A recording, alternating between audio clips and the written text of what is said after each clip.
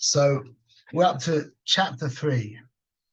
So just as a mini, super quick mini recap, chapter 1, we introduced the natural soul.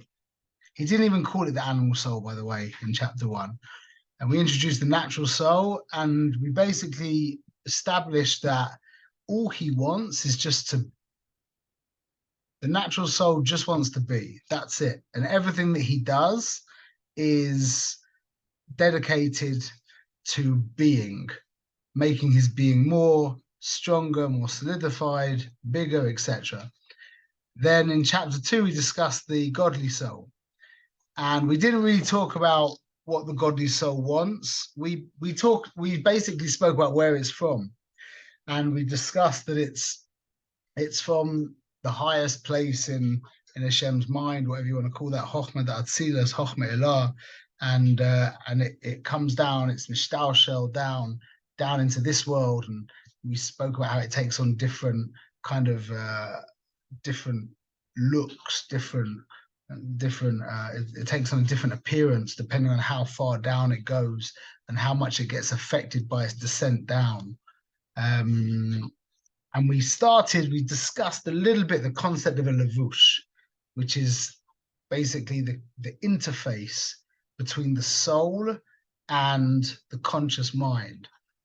And now we're kind of stepping back from the levush, and now chapter 3, we're going to discuss the actual structure of it's not just the godly soul.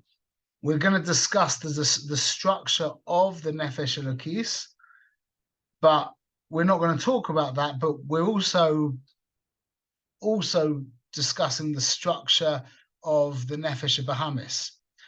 But the truth is, we're actually discussing the structure of absolutely everything in all of existence, because the structure of the Nefesh Elokis mirrors the Esser Spheres Elyonis, the Esser Spheres Kedoshos. Anybody, I'm sure you guys have got ideas on what all this stuff is. Anybody wants to throw out what they understand the Esser Spheres to be? Without a whole book. I never understood it. That is just such a heilige thing to say. Kol hakavod. So I also don't understand it, and I don't know if anybody understands it. But the most basic idea is that the Esser Spheres is the interface that Hashem uses to relate to our world. That includes create as well, by the way. Everything goes through the Esser Spheres.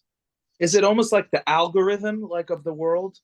The best, there's low. I mean, sphera is from the word, it means sapir, to shine.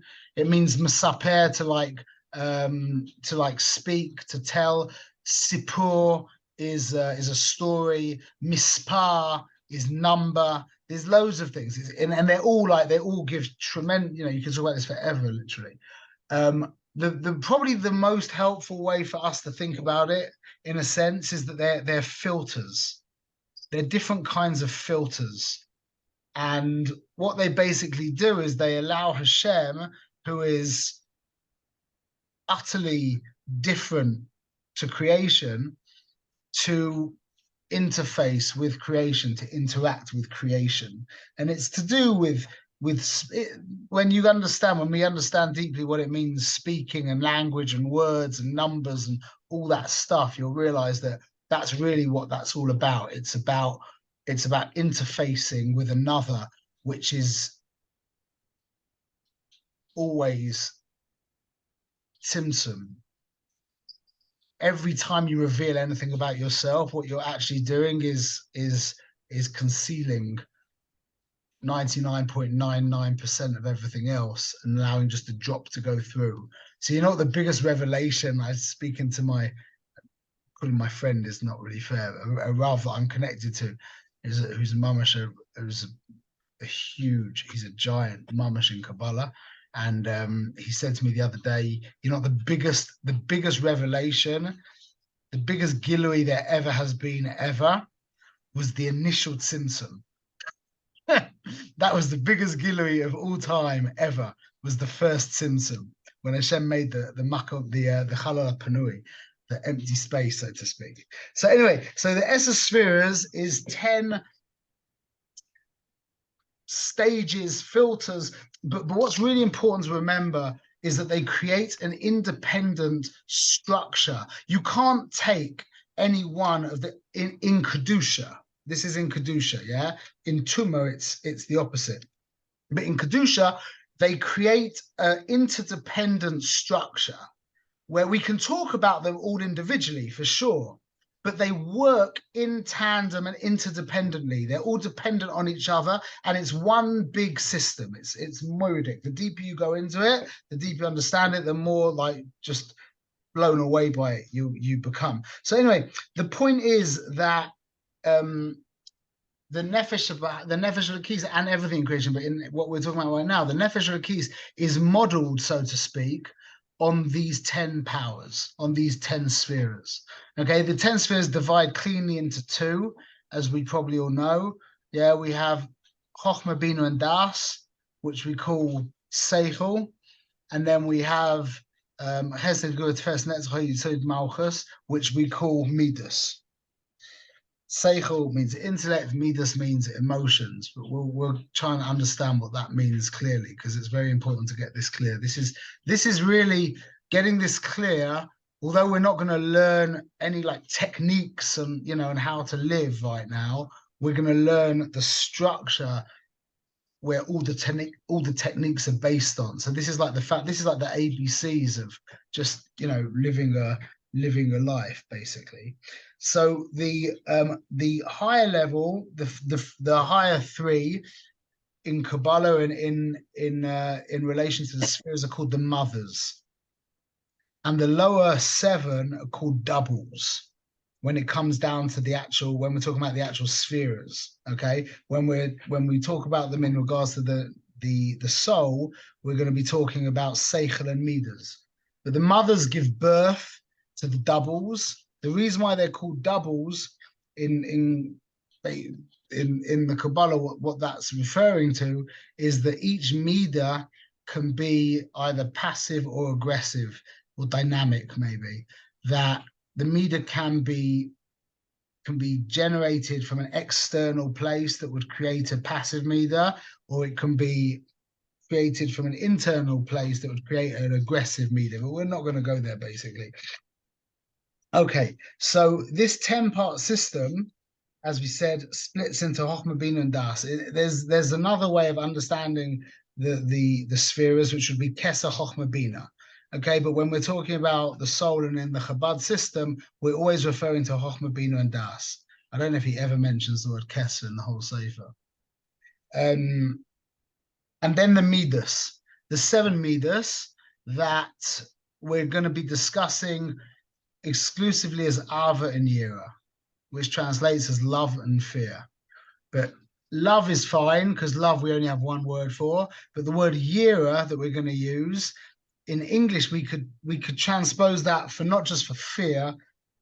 We could also say respect, honor, or even hate. Even hate would be fitting. Okay, we're going to see how emotions are actually incredibly simple, contrary to what everybody thinks and wants. Emotions are very, very simple. Okay, so now what we're going to work with, by the way, on the we've got these notes that I've been making. Yeah, I don't know, have you been sending them out? Well, they're on your website, so I haven't sent them out, but I can send them out. But I'm saying people have access to them. Yeah. Okay. I think so. I mean, did you send the website out to the whole group, or they're just in that Google Drive? It doesn't. We'll work it out. But okay. I've got it all written down here. It's going to be helpful because we're going to do. Well, there's a lot of information to smash out. But anyway, what we're going to see. This is a really important concept to get in your mind right now. What we're going to see is how the soul actually, in a sense, has a body. The soul is an entire the real word to use would be a partsuf.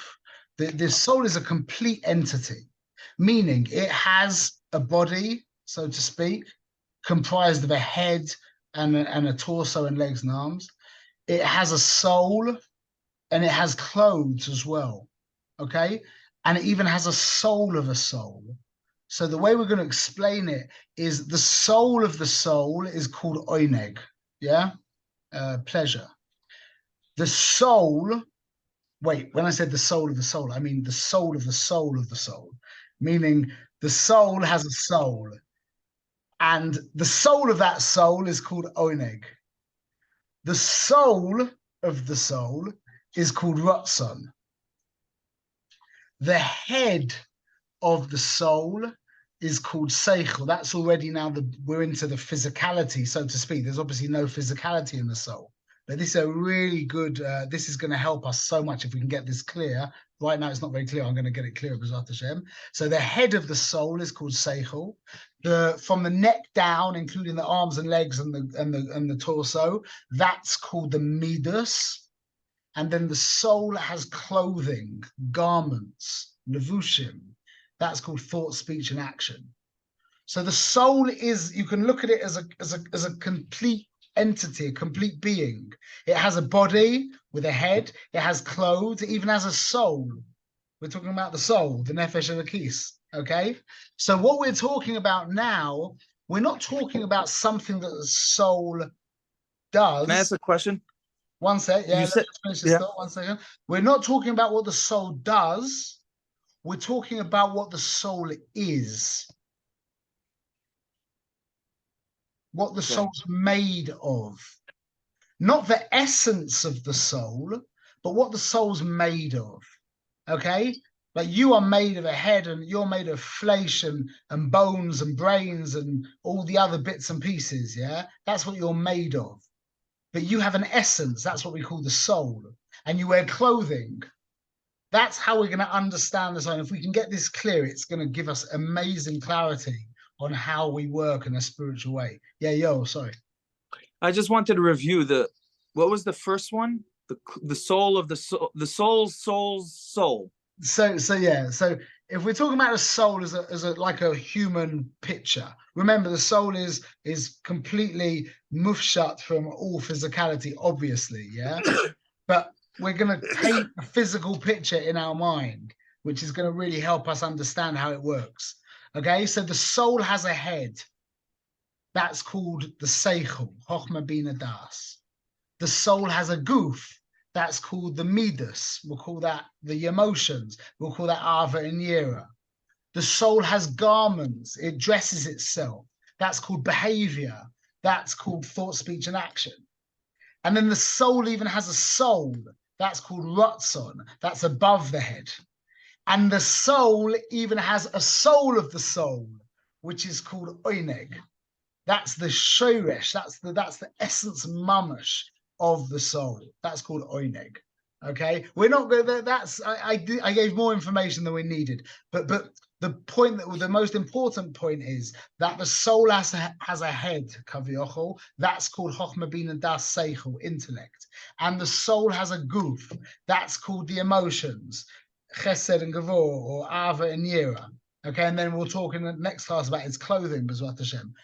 But the point is, what we're talking about here is what the soul is made of. We're not talking about what the soul does. Okay, the soul does behavior. It thinks, it speaks, and it acts. But we're talking about what the soul's made of, which is the head and the goof, which is the seichel and the midas. Okay, so we're going to discuss the seichel. We're not going to go too deep into the midas right now, but what we're going to discuss right now is the seichel and how the seichel works. Again, anybody, if I use words, I don't know where people are holding with Hebrew and stuff. I'm just assuming you know the sprach of what we say. So if you don't, please stop me and I'll translate. Sprach. Huh? Sprach. Exactly. Chochma Bina Das. Okay? Chochma. We're not going to translate these words, but I'm sure everybody has understandings of what they are. Does anybody want to throw out an idea of what Chochma is? definition of Chokhmah? Chachma, I think, is like the ability to think. And then I look at Bina as having a grasp of that and like getting a full picture of things. And then Das is just like once you've already acquired it. I don't know. That's the way I look at it. Okay. Anybody else? Anyone else has an idea before we try and understand it? I always thought Chachma was that aha moment, that shower moment that it pops in your head, and if you don't write it down, it's kind of gone. Yeah, 100%. Okay, so that's absolutely correct, but we're going to understand it in a slightly deeper way that's not so known, but what it really is on a deeper level. That Chokhmah, like Shai just said, it's that kind of experience of the entire concept. Like, you know, where like a property developer who drives past he drives past this like wastelands. As he's driving past, he catches the place, and in like 1 second, less than a second, he sees this, you know, massive complex. The whole thing there is like, wow. And all he can think is, I have to get on the phone to my people to let's get this moving. Yeah, he sees the entire thing, like you just said, Shai, in Babas Achas. So the whole idea is contained, just like in the seed of a man. The entire child is encoded. Yeah. So that's Chokhmah. It's called Koyach Ma. It's an anagram for Koyach Ma, meaning the potential of what? It's pure potential. It's pure potential. It contains everything, but in and of itself, it's just so ethereal. It doesn't have any mamashas to it. It doesn't have any substance to it whatsoever. But what we're actually going to see is that Chokhmah is in truth, the actual koyach of Chokhmah, so to speak, is an opening. It's just an opening to what's above it. So although we talk about it as that flash of inspiration, of light, whatever, it's really just an opening to what's above it. And it's the channel through which what's above it pops down into your conscious mind. And all of a sudden you're like, wow. Could be a business idea, could be a chiddush in Torah. You can get the most complex, unbelievable chiddushei Torah in that, and you're like, wow, let me get to a piece of paper, and you just start writing like crazy. Yeah. And it could be like we said, a business idea, or a piece of music, and a piece of art.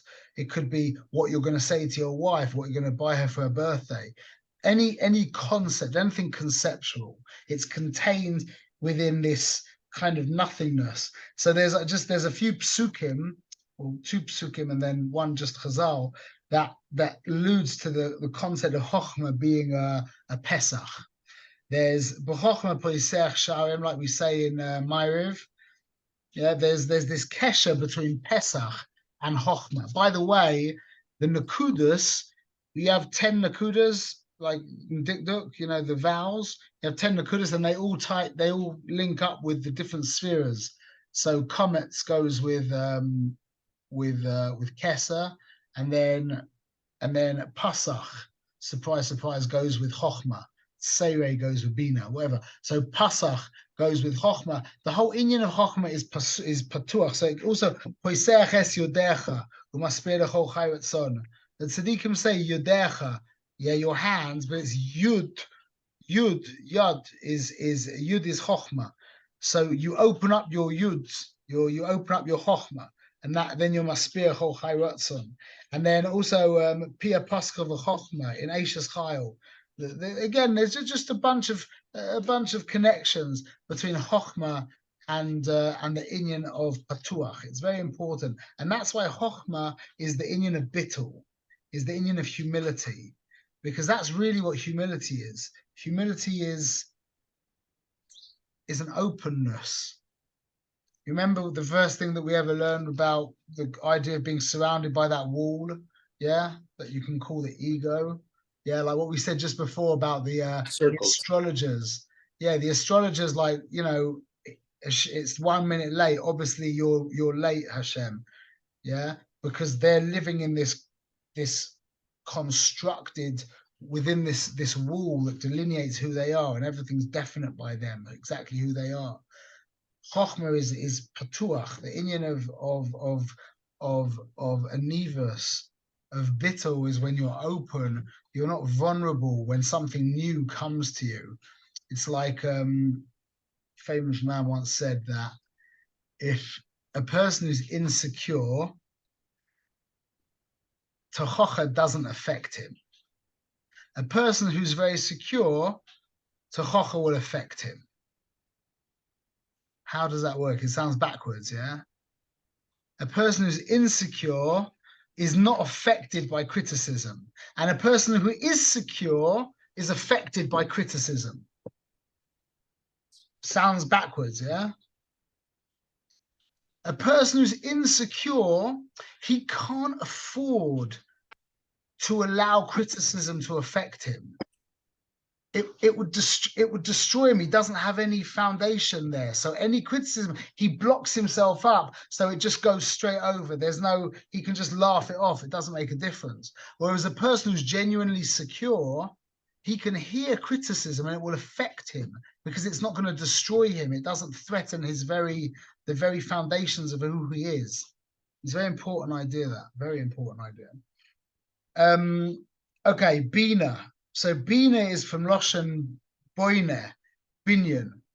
So like everybody knows, yeah, Bina is this extrapolation of the Chochmah. Yeah, that Chochmah, that germ idea, that the whole thing in that one Nakuda.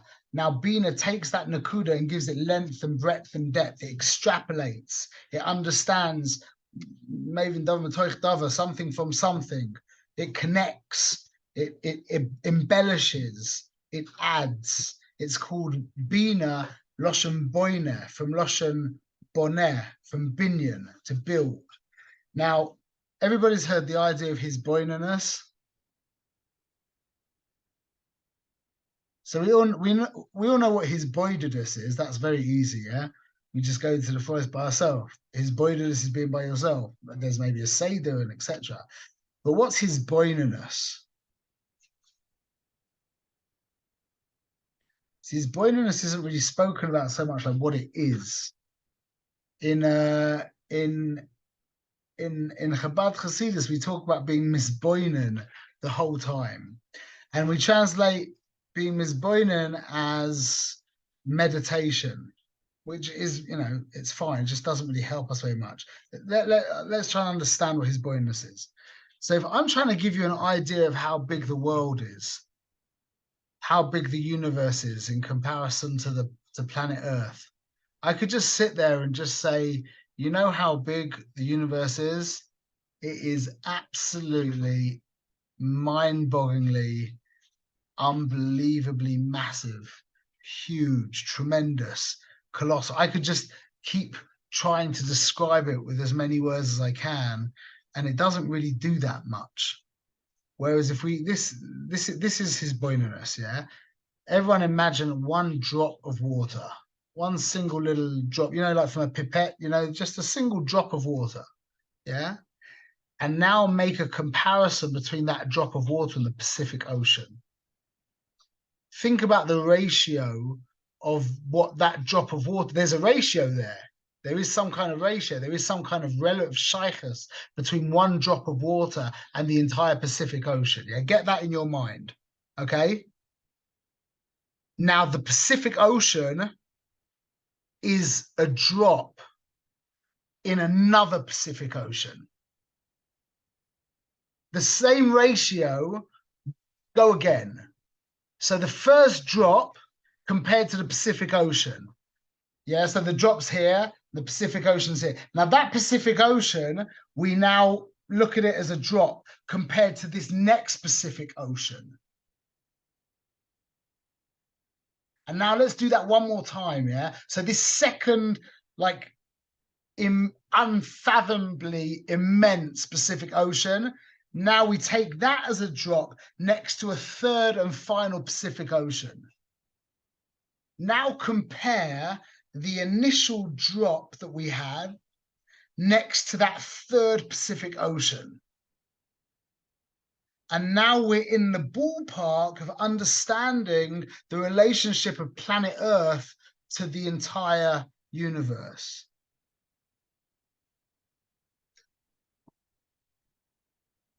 That's called Hisbonenus.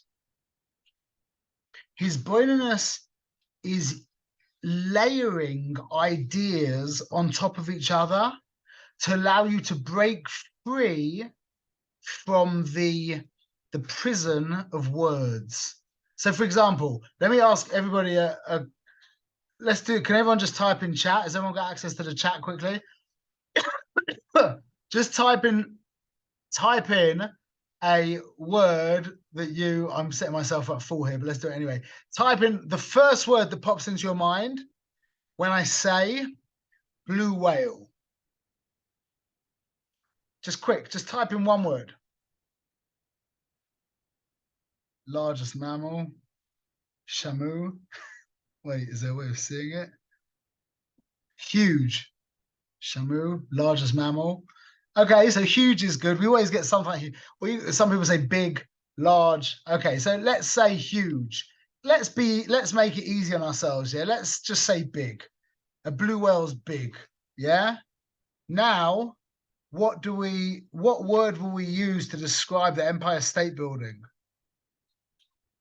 If a blue whale's big, the Empire State Building is what? Huge, massive.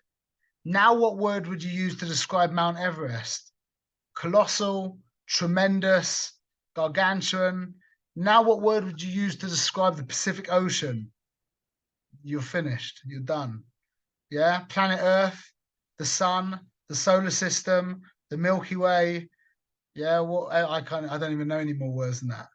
You realize how pathetically, like even the word complex, but I would use the word complex to describe an iPhone. Yeah, I had this guy come to my house one time for Shabbos. He was we've had like weird people come for Shabbos. I live in Jerusalem, so you get like your fair share of weirdos. Anyway, this guy was he was like a what's it called, a microbiologist, but I could hear from him that he really knew what he was talking about. So I like grilled him for like the whole Suda, just asking questions. And I thought of one question. I said to him, what do you think? I was trying to think of the most complicated thing I could think of. I said to him, what's more complex? What's more complicated? The entire world airport system. That was like the thing I could think of. Yeah, it must be like kind of one system with all the baggage and the flights and the people and the money and imagine the scheduling and the runways, and mind-boggling. Yeah. So I said, what's more complicated? The entire world airport system or one human cell? And he like laughed at me and he said it's completely incomparable, meaning that one human cell is almost infinitely more complicated than the entire world airport system. And that's just one human cell, yeah? You're composed of like 50 trillion of them. 50 trillion. That's 50 trillion all working in utter perfect synchronized on a level of, and I use the word complex for an iPhone.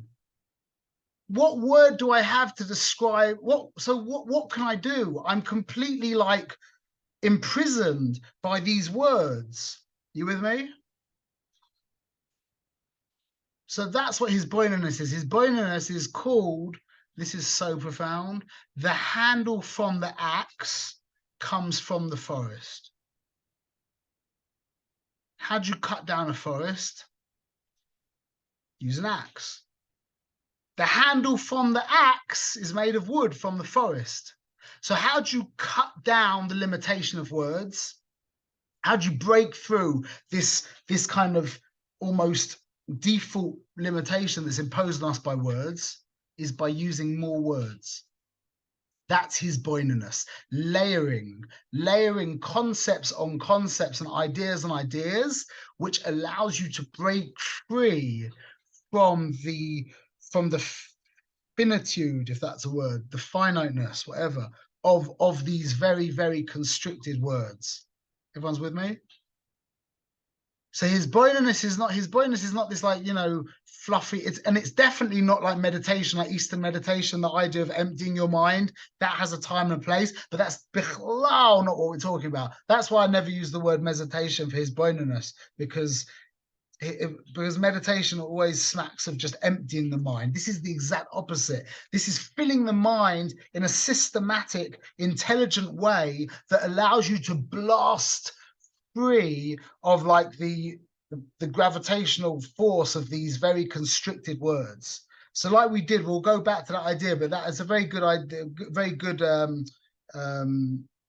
demonstration of his boinaness, that idea of the drop next to the Pacific Ocean, etc., etc. But we're going to be doing that over and over. And really what the real trip is that as we go deeper into the Hasidus and also into the Kabbalah, it builds, the whole thing builds.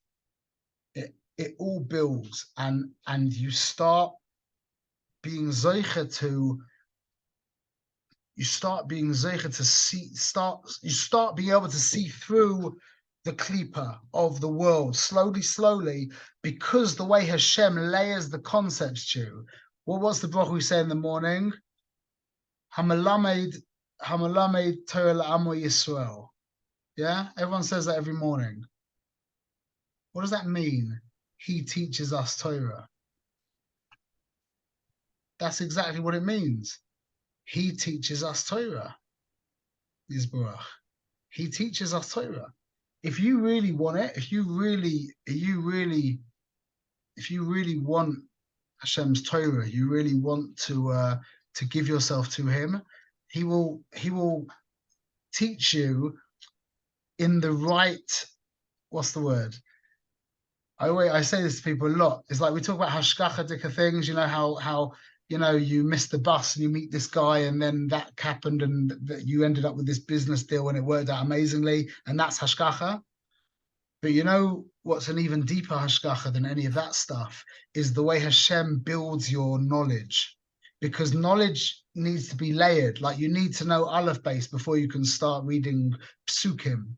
Yeah, but go to speak to any physics major, and you'll realize that that also works conceptually. We just don't think about that so much. But you need to layer concepts to be able to. I have a friend who I'm very close with who's he's a very high level like quantum physicist, and now he's in a different job, but the last job he was in, he would tell me that his biggest frustration was the fact that he couldn't talk to anyone about what he was doing. Not because it was secret or anything, just to get anybody up to like where because he was in this teeny little place of investigation and this teeny little idea, to get anyone, even a very high level physicist, to where he was would take, you know, hours of layers of concepts to get them to understand this teeny little thing. So he just couldn't talk to anyone about the ideas that he was learning. So when we say that Hashem teaches us Torah, He layers the ideas. So our whole world is built on this concept of His boinaness. Our whole intellectual world is built on the idea of concepts being layered one on top of the other, and you're able to understand deeper and more intricate things because of the foundation of the ideas that you have already in place. Everyone clear? Yes. So the basic, I don't want to spend too much time on this, but the three basic meditations that we speak of in Chabad when it comes to Hashem is that, number one, He fills all the worlds. Number two, He transcends all the worlds. And number three, all the worlds are nothing in His presence. And we could literally talk about each one of those ideas for hours. Over the next year or so, maybe we will. But right now, that's not. I just wanted to mention them because the Rebbe does mention them in the Perek. And Bina is the female aspect. So just like the seed comes from the man and goes into the womb or the uterus of the woman, and then is extrapolated in there. Yeah. It's given length and breadth and depth and developed. That's the female aspect. So we have the male aspect, which is called Chokhmah, and we have the female aspect, which is called Bina. And this basically makes up the intellectual process. You have a flash of an idea, you have the whole idea in germ form, and now you extrapolate, you give it length and breadth and depth. That's the whole intellectual process. So now the question is, what is Das? Anybody want to throw out what they think Das might be?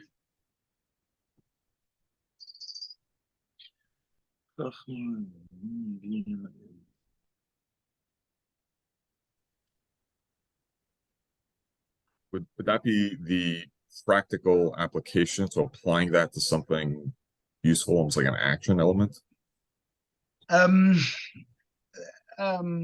That's not, it's not wrong. But that's more like an outgrowth of what Das is. That isn't what Das is. That comes from Das. It's actually quite a lower derivative of Das. So Das if I'm thinking, yeah. Can I take a crack at it? If you're thinking that Chachma is like a spark, and you look at that as almost like the man, right? There's a spark, there's a seed, then there's a gestation, which is Bina, then Das would be almost like life, like the actual force. So that's also like good. But what is Das? Again, that's something that comes from Das. But Das itself, it's Moira, and it's not really that difficult to understand at all if you have the Masorah. The Das, well, let's say like so Das is, without trying to make the whole thing cool and then give you the whole thing at the end, Das is identification with the idea. When your sense of self and the idea begin to merge, that's Das. For example, can somebody tell me just one person tell me a project that you're deeply involved in right now? Not that all the details, just try and encapsulate the project into 1, 2, 3 words. Recreating a website. Okay, let's call it website. Let's just call it website, yeah? Now let's just say, you're sitting in a restaurant with your wife, yeah? And you're having a meal, and the guy in the people talking, they're people cubicles, whatever. This way it's like cubicles. You got a table next to you, whatever, yeah? And they're talking, and you hear them say website. You hear the word website. You weren't even listening to the conversation, but you hear the word website. What happens? You start thinking about your project. You like look round. It catches your attention in the same way as if he was to have said yo. In the exact same way. When you're deeply involved, like I'm a photographer, yeah? When I hear, I mean, nowadays I don't really care so much, but if I'm sitting there and I hear someone next to me say Canon, yeah? I use Canon cameras. If I hear Canon, I'll turn around in the same way as if someone said Shmuel. That means that concept and I have actually merged with each other, and myself and that idea have become one. That's called identification. That's Das. So Das is when the process of Chokhmah and Bina takes place in such a way, such an intensive way, that your sense of self merges with the idea. And now that idea becomes personal to you. Before Das, that idea is not anything personal to you. It's like it's like you've heard the idea of E equals MC squared. Not that very few people understand what that means, but you've heard the idea. Someone says to you next to you, someone mentions E equals MC squared, that doesn't make a difference.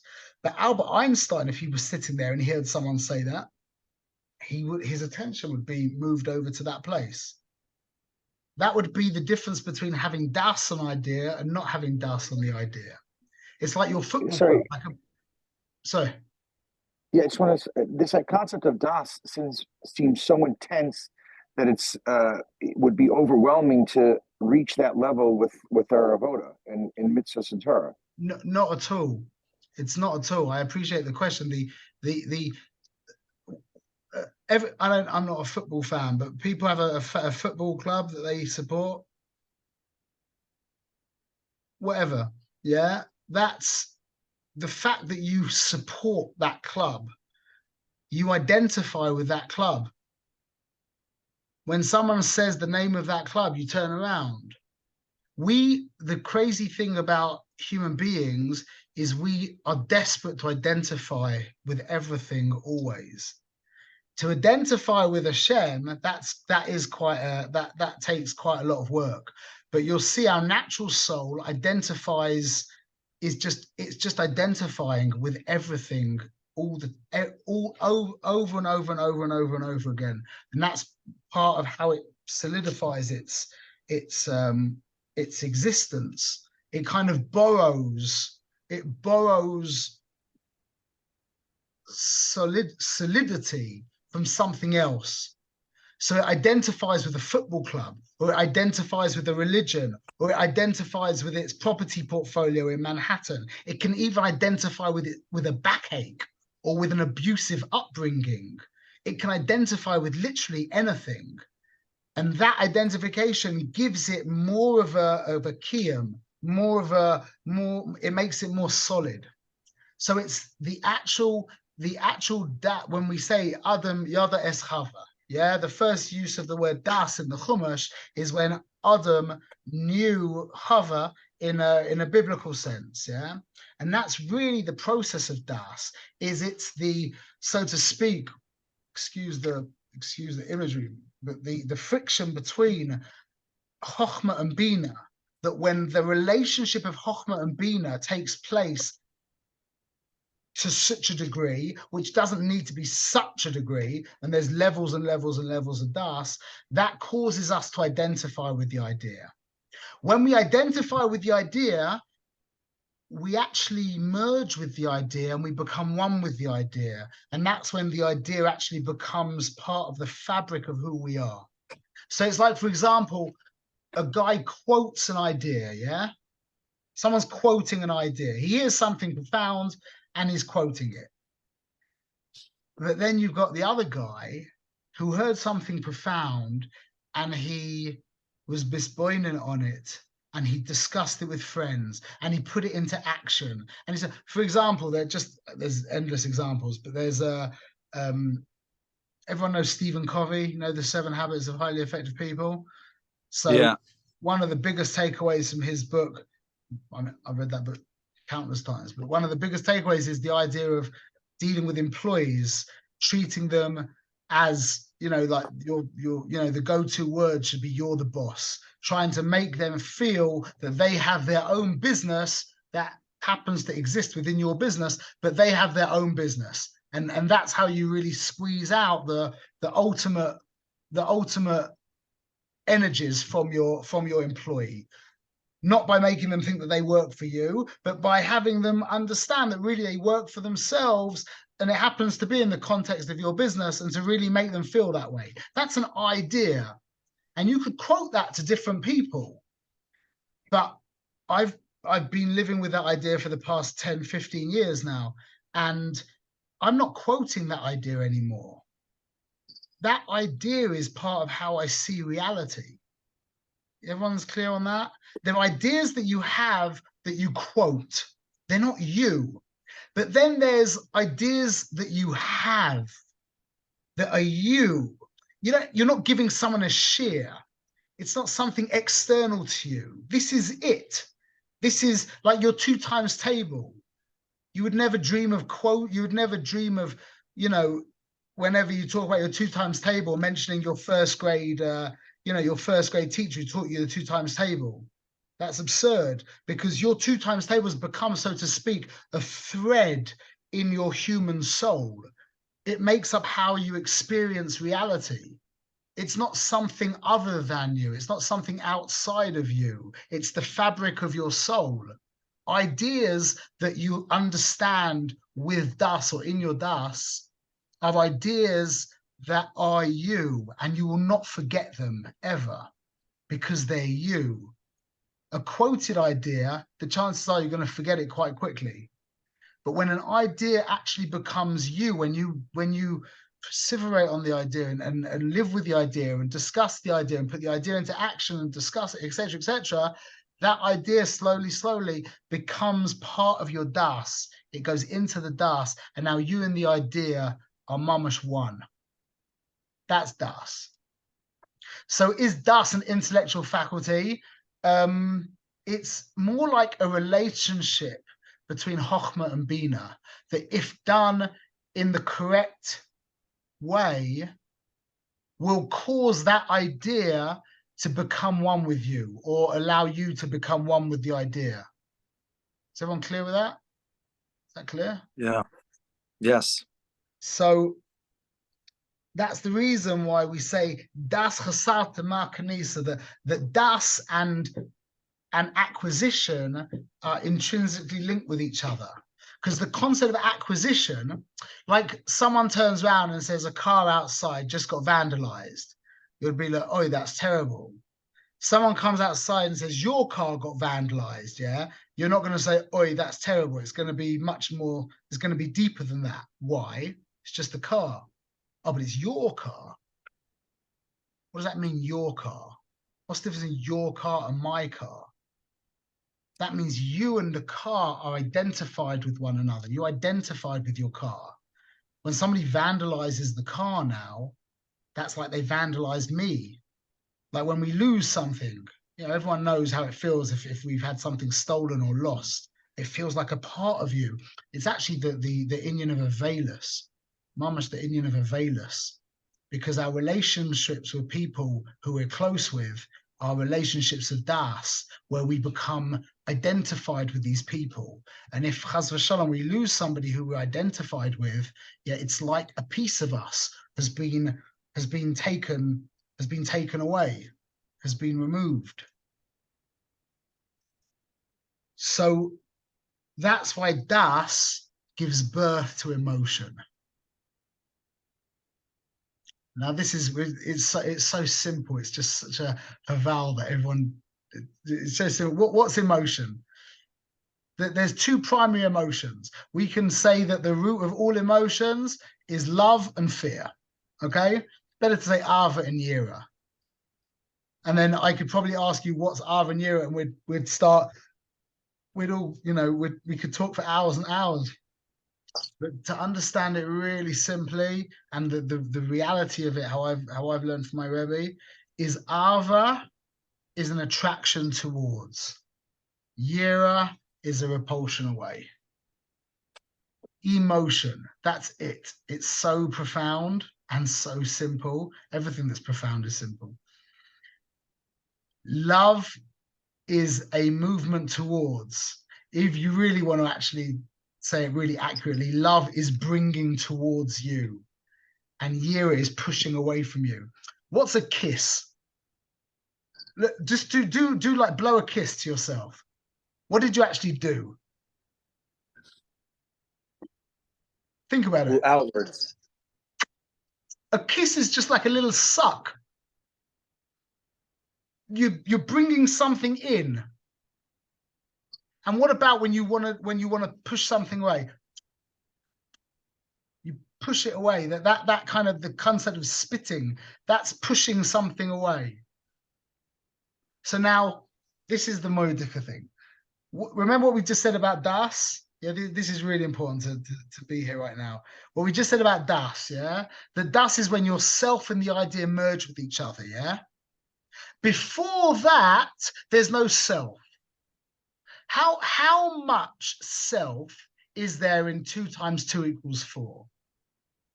What's that got to do with you? What's the concept of 2 × 2 = 4 got to do with you?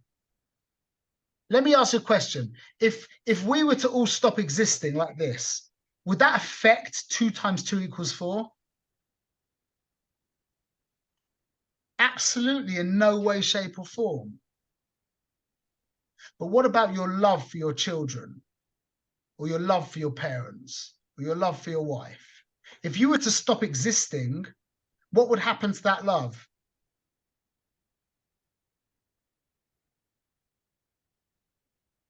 You see, they're the exact opposite. The exact opposite. Shalom Yisrael. They're the exact opposite. Seichel, intellect, an intellectual idea doesn't need you whatsoever. It's got nothing to do with you whatsoever.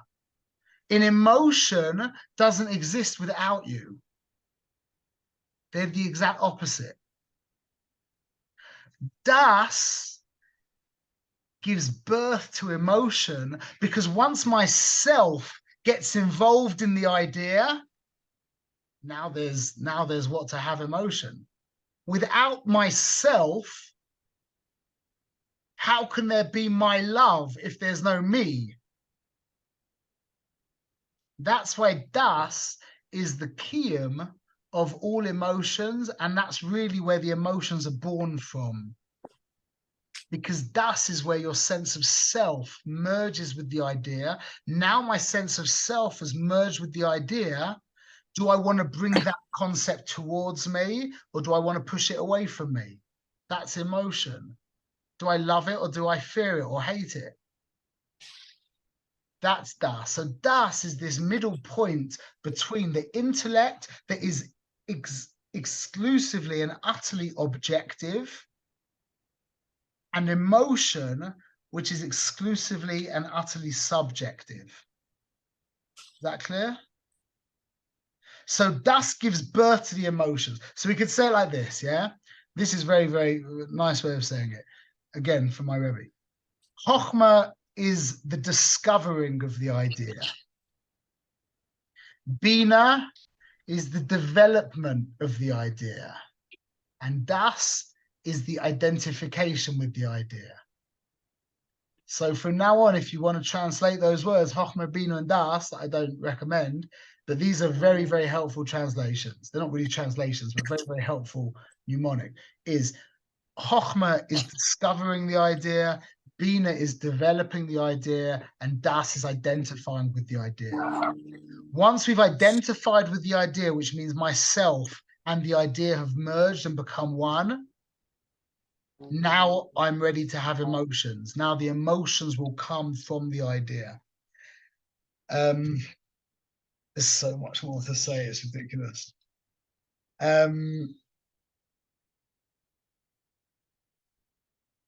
Should we cut chapter 3 into 2 shiurim?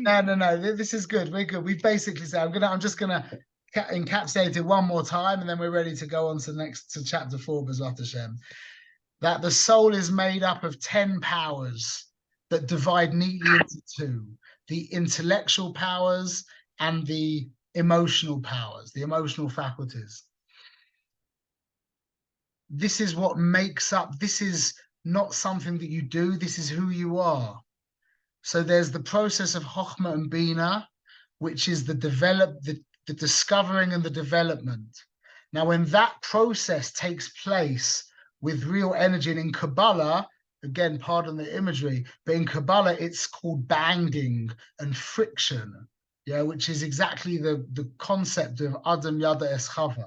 Yeah, exactly. It's crazy the imagery is in the Kabbalah, how it's exactly what it is down here, mamash. That with that friction, with that relationship, when that relationship takes place, there's the identification with the idea.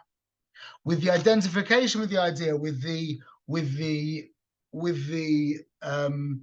when myself becomes involved in the idea, and like we said, like what we said with Yoel, with the idea of the website, it's like someone calling your name. When you're involved deeply in some kind of intellectual idea and someone says it in whatever way, you turn like it's your name, because you and the idea have become one.